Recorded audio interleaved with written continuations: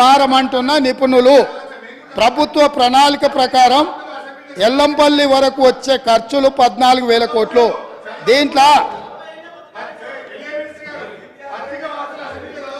అధ్యక్ష నేను నివేదికలు చదువుతున్నా అధ్యక్ష. ప్రస్తుతం ప్రతిపాదిస్తున్నట్టుగా కాళేశ్వరం దిగున మేడిగడ్డ నుంచి నీటిని మళ్లించే ప్రక్రియ పర్యావరణ పరంగా, ఆర్థికంగా, నిర్వహణ పరంగా ఏమాత్రం మంచిది కాదని ఇన్స్టిట్యూట్ ఆఫ్ ఇంజనీర్స్ తేల్చి చెబుతుండడము ఇప్పుడు కొత్త చర్చకు తెరలేపింది. అదేవిధంగా అధ్యక్ష ఇంకో పదం కూడా చెప్పారు. ప్రభుత్వ దూరదృష్టి, అవగాహన లోపాల కారణంగా ఈ ప్రాజెక్టు అబాసుపాలు కాకుండా ఉండాలంటే ప్రత్యామ్నాయ మార్గాలపై అధ్యయనం చేయాలన్న వాదన వినిపిస్తుంది. ఇది ఈరోజు ఉత్తమ్ కుమార్ రెడ్డి గారు చేసిన ఆరోపణ కాదు అధ్యక్ష. ఈరోజు మునిగిపోయిన మేడిగడ్డ, పగిలిపోయిన అన్నారము, కుప్పగూలిన సుందీళ్లను చూసి మాట్లాడి రాసింది కాదు అధ్యక్ష. ఆ రోజు సాంకేతిక నిపుణులు ఇచ్చిన నివేదిక ఆధారంగా ఆ రోజు మీడియా మిత్రులు తెలంగాణ మేలు కోరి ఈ వాస్తవాలన్నిటిని ఆ రోజే చెప్పిండ్రు అధ్యక్ష. వీటన్నిటిని పెడచెవిన పెట్టి దోసుకోవాలి, దాచుకోవాలన్న ఆలోచనతోని, తెలంగాణ ఖజానాను కొల్లగొట్టాలన్న ఆలోచనతోటి ఈరోజు ఇంత దుర్మార్గానికి ఒడిగట్టి ఈరోజు ఈ రకంగా ఇక్కడికి వచ్చి మా వెంకన్న మాట్లాడితే వెంకన్న మీద దాడి, మా భట్టి గారు మాట్లాడితే వారి మీద దాడి, మంత్రి గారిని అసలు సహించలేకపోతున్నాడు. ఎందుకు అధ్యక్ష? నేను ఒకటే అడుగుతున్నా అధ్యక్ష. ఈ కాళేశ్వరం ప్రాజెక్ట్ అనేది తెలంగాణకు వరప్రదాయిని కాదు అధ్యక్ష, వీళ్ళ పుణ్యమా అని కాళేశ్వరం ప్రాజెక్టు తెలంగాణ సమాజానికి ఒక కలంకంగా మారింది అధ్యక్ష. ఇవాళ ఈ కలంకాన్ని నిలువెత్తు ఆధారాలు అక్కడ ఉంటే పక్కున పగిలిపోయి, రెండుగా చీలిపోయి, నేలకు కుంగిపోయి, నిటారుగాడపోయి నిలబడితే సిగ్గుతో తెలంగాణ సమాజం తల వంచుకొని పరిస్థితులు కల్పించిన వాళ్ళు ఇంకా నిస్సిగ్గుగా సభలో నిలబడి మమ్మల్ని ప్రశ్నిస్తారా అధ్యక్ష? ఆనాడు జరిగిన తప్పిదాలను సరిదిద్దడానికి ఉమ్మడి రాష్ట్రంలో సమైక్య పాలనలో తీసుకుంటున్న నిర్ణయాలు తెలంగాణ సమాజానికి మేలు చేకూర్చడం లేదు అనే ఎన్నో ఒడిదుడుకులను ఎదుర్కొని 4 కోట్ల తెలంగాణ ప్రజలకు 60 సంవత్సరాల ఆకాంక్షను అమలు చేయడానికి శ్రీమతి సోనియా గాంధీ గారు తెలంగాణ రాష్ట్రం ఇచ్చిండ్రు అధ్యక్ష. అట్లా ఇచ్చిన తెలంగాణను వీళ్ళని నమ్మి వీళ్ళ చేతిలో పెడితే 10 సంవత్సరాల దివాలా తీయించి కొల్లగొట్టి ప్రాజెక్టులు పక్కున బలిగిపోతుంటే దాని మీద క్షమాపణ చెప్పకుండా ఇంకా ఎదురుదాడేంది అధ్యక్ష. ఏంది ఇదా అధ్యక్ష పద్ధతి? ఈ నివేదికని కాదంటాడా? ఈ నివేదిక వాళ్ళు అధికారులను వాళ్ళు నియమించలేదంటాడా? లేకపోతే ఈ నివేదిక సంబంధం లేదంటాడా అని నేను అడుగుతున్నా అధ్యక్ష. ఇవాళ మాజీ మంత్రి హరీష్ రావు గారిని నేను నిలదీస్తున్నా. మీరు బాధ్యులు, మీరు ఈ దుర్మార్గాలకు పాల్పడ్డది మీరు.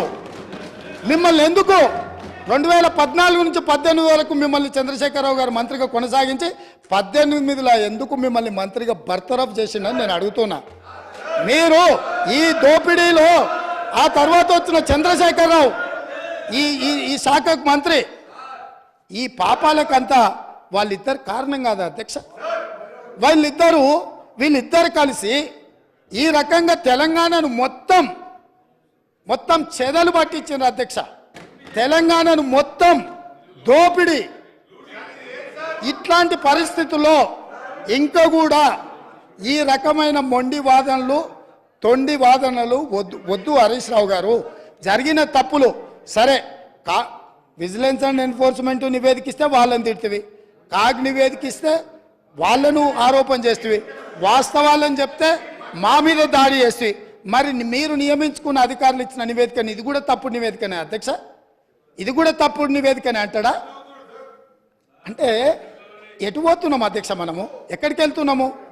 ఏం చర్చ జరుగుతుంది అధ్యక్ష? నేను వాస్తవంగా ఏం మాట్లాడుతూ మా మంత్రి గారు, మా ఉప ముఖ్యమంత్రి గారు మాట్లాడతారు, చూద్దాము మిత్రుడు ఏమేమి చెప్తాడు. ఎందుకంటే 10 ఏళ్ళ అనుభవంలో ఏమైనా మెరుగైండేమో, ఏమైనా మారిండేమో అనుకున్న. గతంలో నాకు బాగానే పరిచయమో, కానీ ఇంకా అంతకంటే దిగజారిపోయి 4 సార్లు ప్రాజెక్టుకు శిలాపలకాలు వేసిండ్రంటారు. మంచిదే, ఫస్ట్ ప్రాణహితనే ఉండే, చేవెళ్ళ చెల్లమ్మ అడిగితే చేవెళ్ళ దగ్గరకు వచ్చింది. శిలాపలకం వేయొద్దా? ఇవాళ వారి పక్కనే ఉంది కదా చేవెళ్ళ చెల్లమ్మ. ఎందుకు ఆ అక్క కూడా చెప్తలేదు హరీష్ నువ్వు మాట్లాడేది తప్పని.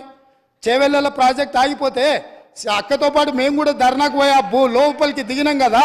వీళ్ళు వచ్చినాక దుర్మార్గం జరిగింది, చంద్రశేఖరరావు ముఖ్యమంత్రి అయినాక దుర్మార్గం జరిగింది, మెదక్ జిల్లాకే పరిమితం చేసుకున్నాడు, రంగారెడ్డి జిల్లాను ఎండబెట్టిండు, చేవెళ్ళ వికారాబాద్ పరిగి తాండూరు వరకు ఇవ్వాల్సిన గోదావరి జలాలను చంద్రశేఖరరావు దిగమింగిండు, మల్లన్న సాగర్కి ఆపేసిండని అక్క ధర్నా చేయలే. తమరు కూడా వచ్చింది కదా అధ్యక్ష.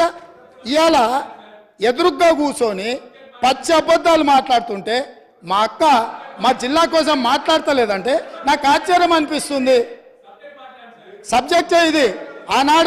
ఆనాడు దీక్షలు చేసి ధర్నాలు చేసి ఆనాడు రాజశేఖర రెడ్డి గారిని ఒప్పించి మెప్పించి చేవెళ్లలో శిలాఫలకం వేసి ప్రారంభోత్సవాలు చేసి 100 కోట్ల రూపాయల పనులు చేసి ఆ పనులను అర్ధాంతరంగా వదిలేస్తే దీక్షలు ధర్నాలు చేసిన శ్రీమతి సబితా ఇంద్రారెడ్డి గారు ఈరోజు మౌనంగా హరీష్ రావు గారిని సమర్థిస్తున్నారు అంటే ఇది తెలంగాణ సమాజానికి మంచిదా అని తమ ద్వారా నేను అడుగుతున్నా అధ్యక్ష. నేను ఆ ప్రాంతం నుంచి వచ్చినాం అధ్యక్ష, వాళ్ళు ఎన్నుకుంటూ వచ్చినాం, మనకు బాధ్యత లేదా అధ్యక్ష? సరిదిద్దాల్సిన బాధ్యత మన మీద లేదా? ఎదురుగా ఉండి 6 అడుగులు నిలబడి ఆయన అబద్ధాలు చెప్తుంటే అక్క ఒక్క మాట కూడా తమ్మి ఇది తప్పు అని అనకపోతే ఎట్లా? అక్క అక్క అక్క అక్క అక్క అక్క బాధ్యత ఏంది? అక్క బాధ్యత ఏంది? తమ్ముళ్ళు తప్పు చేస్తే చెప్పాలి, తమ్ముళ్ళు తప్పు మాట్లాడితే సరిదిద్దాలి, కానీ ఆ పని చేయరు. ఎందుకు అని అంటే రంగారెడ్డి జిల్లా ఎండిపోయినా సరే మన ప్రాంతం పడావు పడ్డా సరే ఇది అధ్యక్ష ఆ స్కూల్ ట్రైనింగ్ అట్లాంటిది. నేనేం తప్పు పడతలేను, ఆ బడిలో చేరంగానే సిలబస్ అట్లా తయారవుతుంది. పెద్దలు మా శ్రీహరి గారు కూడా పాపం మంచోడు, విషయం అవగాహన ఉన్నాడు, కానీ ఆ స్కూల్లో చేరంగానే శ్రీహరి గారు కూడా పాపం ఒత్తిడికి లోనయ్యి వాళ్ళు ఏం చెప్తే అది చెప్పే పరిస్థితి వచ్చింది అధ్యక్ష. అందుకే అధ్యక్ష ఈ చర్చల కంటే కూడా నేను ఒక్కటే మాట అడుగుతున్న మిత్రుడు హరీష్ను, ఆయన ఏం చెప్పదలుచుకున్నా ఏమన్నా చెప్పని జరిగిన తప్పులకు క్షమాపణ చెప్పి ఇప్పుడు ఏదైతే సిట్టింగ్ జడ్జి